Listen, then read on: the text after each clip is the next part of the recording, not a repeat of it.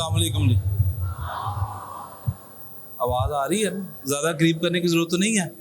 चलें, कैसे हैं आप सब? ठीक है। मैं भी सारा लेक्चर मैम का मैंने सुना है। बड़ी डिटेल में आपको मैम ने चीज़ें एलेबोरेट की हैं। यहाँ आने का मकसद सिर्फ यही था बेटे कि अभी आपकी एफएससी मतलब मेन, अभी इसके बाद तो आपकी अचीवमेंट अब एफएससी है ना टारगेट। उसके बाद आगे जो जिसके लिए हम कुछ दिन पहले भी खैर गर्ल्स वाली साइड से मेरा इंटरेक्शन हुआ था, बॉयज़ साइड पे अतर साहब आए थे, तो चीज़ें आपको उन्होंने भी काफ़ी एलेबोरेट की थी। फिर हमने आपको इनवाइट भी किया, वो उस फेज से भी आप गुजर आए हैं, उसकी तरफ बाद में आते हैं।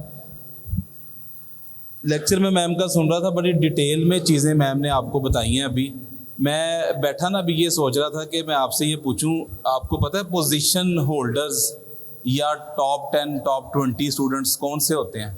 पता है किसी को? क्यों बेटे, कौन होता है भला? वो बेटे वो आप ही होते हैं। ठीक है, आप में से सबको खड़े हो जाना चाहिए था कि सर वो मैं ही हूँ। ठीक है, वो मुझे ही होना चाहिए और मैं हूँ, मैं कर सकती हूँ और मैं कर सकता हूँ और मैं करूँगा। सिर्फ बेटे फ़र्क पता क्या होता है? मतलब उनकी ना तो कोई बुक्स चेंज होती हैं, मैम ऐसा ही है, ना उनके कोई टीचर्स चेंज होते हैं। कम से कम यहाँ पे भी इसी तरह से है, और हम खुद भी अपने इदारे में, ये डिफरेंट इदारों में भी देखते हैं, चंद एक इदारों को छोड़ के कि टॉपर्स का सेशन अलग है, अदरवाइज ऐसा नहीं होता। टीचर लेक्चर दे रहा है, उसमें एवरेज बच्चा भी बैठा है, सेपली वाला भी खाना खास्ता बैठा है जिसने सेपली लेनी है, टॉप करने वाला भी बैठा है। अब ये डिपेंड करता है कि चीज़ों को आप किस अंदाज से अपने ऊपर सवाल करते हैं, लेते हैं। मतलब आपको गाइडेंस तो अभी दी ना मैम ने सारी, ठीक है, उसके बाद आप उसको किस अंदाज से लेके चल रहे हैं। टॉपर्स बच्चा या टॉप 10 या जो प्रोमिनेंट जिसे हम कहते हैं होते हैं, वो 2-3 चीज़ें डिफरेंट कर रहे होते हैं, और वो यही है सबसे पहले प्रेजेंटेशन। मतलब जो आज का लेक्चर है, पता नहीं वो हेडिंग शो हुई थी या नहीं मैम स्टार्ट में, वो उसका लेक्चर जो हमने प्रिपेयर किया है ना, हेड ऑफिस ने करके दिया हुआ है, वो उसका नाम है how to inspire the examiner. ये मेरा हल आया था शुरू में, ठीक है बेटे। तो अब मतलब वहीं से वाज़ेह हो जाता है कि हमने एग्जामिनर को किस तरह से इंस्पायर करना है। बड़ा मैटर करता है प्रेजेंटेशन। मतलब मैं अपने घर की एग्जांपल दूँ ना, अल्लाह ताला से सेहत दे मेरी वालदा को, किसी ने आना हो तो उनका ये होता है सामान साइड तक कर दो सारा, ठीक है, सफाई होनी चाहिए, बेड के नीचे दे दें, कोई सोफ़ों के नीचे दे दें, ठीक है। क्या मकसद होता है बेटे? प्रेजेंटेशन। और ये बड़ा मैटर करती है। हमारे दोस्त पेपर चेकर्स हैं, हमारे कोलीग्स पेपर चेकर्स हैं, हमें टीचर्स का पता है, ठीक है।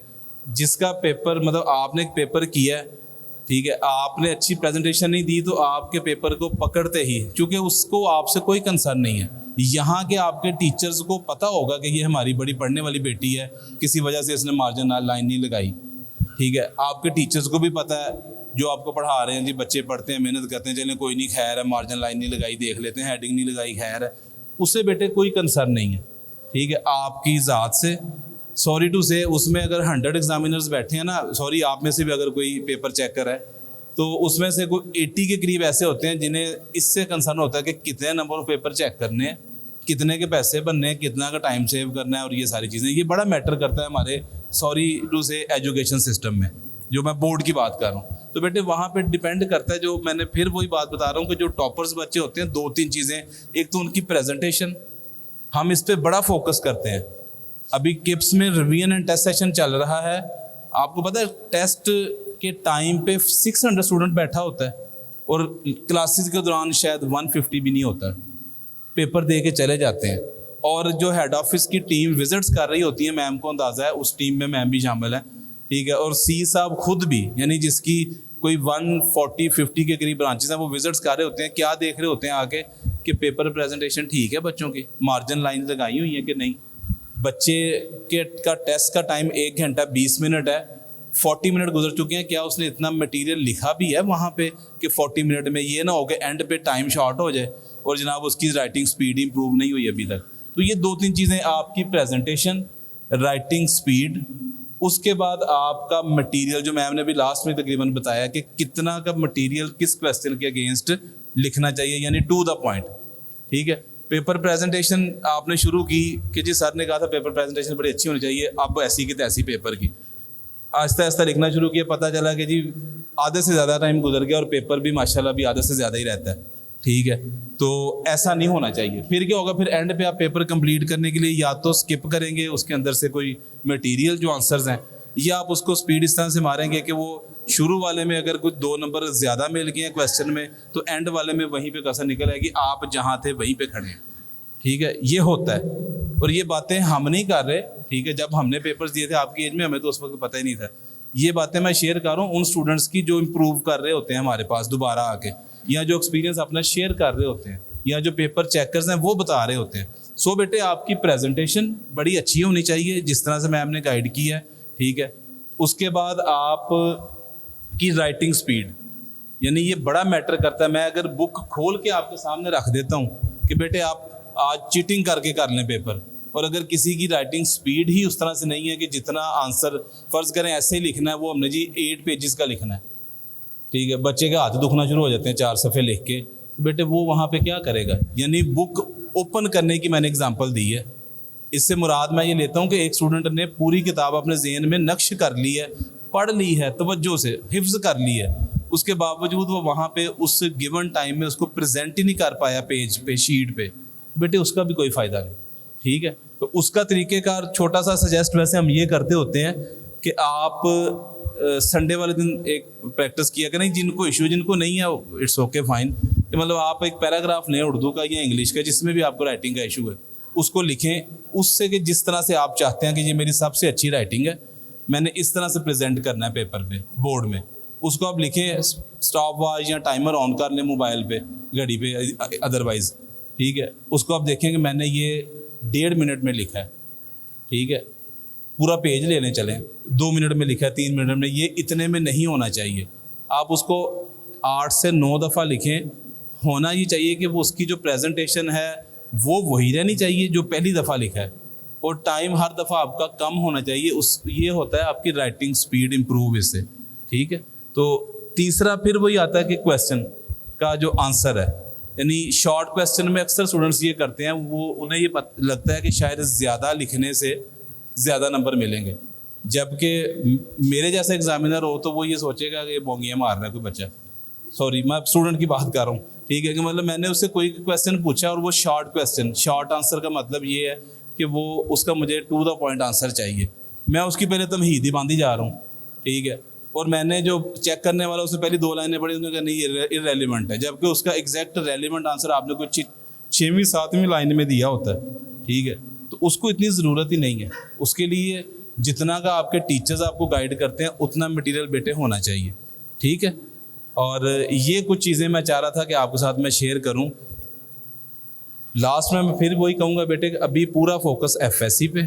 आपसे मैंने लास्ट में बात की थी ना बेटा कि इस वक्त भी ऐसे स्टूडेंट्स मौजूद हैं जिन्होंने अब पढ़ना शुरू करना है, अब से ऑनवर्ड उन्होंने यहाँ से यहाँ पे ले आना है अपने आप को। ठीक है, और वो हमें ये कहते होते हैं सर अभी ये मैंने दिन 48 घंटे का बना लिया, ठीक है, या मैंने अब 24 घंटे के दिन को 24 घंटे बाकायदा कंसिडर किया, मैंने दिन भी एक कर देना, रात भी, और मैंने मेहनत करनी है। और बेटे वो आपने बेटा अपने लिए करनी है, किसी के लिए नहीं करनी।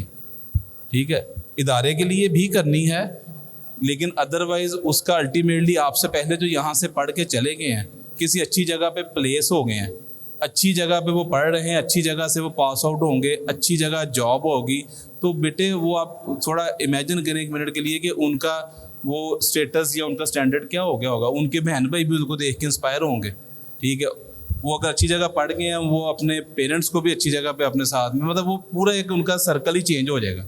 ठीक है, तो ये आपने अपने लिए करना है। ठीक है, इसके बाद लास्ट, बहरहाल लास्ट ही आप समझे बस इसे। अब इसके बाद बेटे एंटी टेस्ट का फेज़ आता है। उस फेज़ से हमने आपको एक दफ़ा गुजार दिया। जिन स्टूडेंट्स ने वहाँ पे एक्टिविटी अटेंड की थी उन्हें उसका अंदाज़ा हो गया होगा, और यकीनन उन्होंने की होगी जो उस तरफ जिनका रुझान भी है। तो बहरहाल बेटे एंटी टेस्ट को भी ज़हन में रखें। उसके लिए किप्स फैसलाबाद से हम तशरीफ़ लाए हैं, वहाँ पे आपको पता है सत्याना रोड कैंपस भी है, जेल रोड कैंपस भी है। हम बेटे उसके लिए हाज़िर हैं। कॉन्टैक्ट नंबर्स भी आपके पास मौजूद हैं, ब्रोशर्स भी मौजूद हैं, सर के पास भी मौजूद हैं। ठीक है, आपको किसी किस्म का कोई इशू है हम उसके लिए हाज़िर हैं। पूरा फोकस अभी अपनी FSC पे रखें, और उसके साथ साथ एंटी टेस्ट पे भी आपने जहन में रखते हुए एंटी टेस्ट की प्रिपरेशन भी लेके चलनी है। ठीक है बेटे, और लास्ट में अब सर टाइम एंड हो गया इनका, ऑफ टाइम आप बता रहे हैं ना मुझे। चलें, इसके लिए बेटा बस लास्ट में मैं ये कहूँगा कि किप्स में एंटी टेस्ट प्रिपरेशन के सिलसिले में फ़ी किप्स की सुन के या फ़ी के बारे में सोच के ऐसा ना हो कि आप में से कोई स्टूडेंट उससे ज्वाइन ही ना करे, ठीक है। ये मेरा, आप स्टूडेंट्स का इंडिविजुअली और आपके पेरेंट्स का, हमारा ये एक तरह से ज़ाती ही मसला आप समझ लें वो है। आप में से कोई स्टूडेंट ये सोच के कि किप्स से दूर बहुत है, यकीनन आपको उसके लिए आना ही पड़ेगा, जाना ही पड़ेगा, हॉस्टलाइज होना ही पड़ेगा, एंटी टेस्ट की मैं बात कर रहा हूँ, या उसकी फ़ी बहुत ज़्यादा है, उसके लिए बेटे हम हाज़िर हैं, हमारे कैंपसेस हाज़िर हैं, हमारे पास 100% तक, 50% तक, 70% तक फ़ी वेव पे स्टूडेंट्स पढ़ रहे हैं। डिपेंड करता है केस टू केस, ठीक है। हाँ जी, बाकी मार्क्स के बिहाफ पे ऑब्वियसली फुल स्कॉलरशिप भी मौजूद है। मैं अभी जस्ट बात कर रहा हूँ कि अक्सर स्टूडेंट्स, हम जाते हैं ना डिफरेंट सिटीज़ में, तो मुझे बाद में मैसेज कॉल्स आ रहे होते हैं, सर मैं तो अफोर्ड ही नहीं करती है, मेरे फादर कह रहे हैं मैंने फ़ीस इतनी नहीं देनी, मुझे बताएं क्या करूँ। तो बेटे वो इसलिए मैं इस फॉरम पे अनाउंस कर रहा हूँ कि कोई ऐसा स्टूडेंट इस वजह से सिर्फ अपने घर में ना बैठा रहे कि मैं किप्स की फ़ी अफोर्ड नहीं करती या किसी भी इंस्टीट्यूशन की नहीं करती, उनका तो मैं नहीं कह सकता, लेकिन किप्स में अल्हम्दुलिल्लाह हम जितनी फेवर भी दे सकते हुए हम आपको ज़रूर देंगे और देते हैं और पढ़ते हैं स्टूडेंट्स, ठीक है बेटे। जज़ाकल्लाह जी, थैंक यू।